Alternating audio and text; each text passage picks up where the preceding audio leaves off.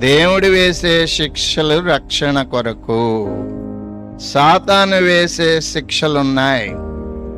వాడు మనుషులను ఎన్నో రకాలుగా శోధనలు కలిగించి బాధలు, వ్యాధులు, కష్టాలు ఎన్నో రకాలుగా వాడు బాధిస్తూ ఉంటాడు.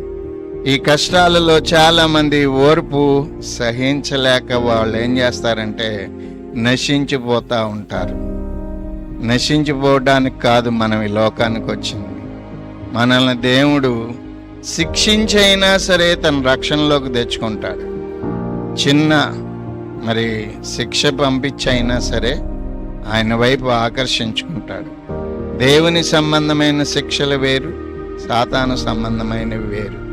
గనుక పాపం వలన వచ్చే శిక్షలు వేరు.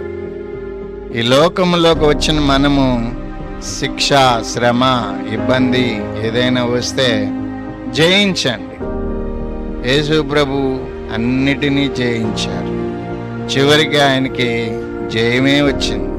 సహించటం వలన ఆయనకి ఏమొచ్చింది? జయం వచ్చింది.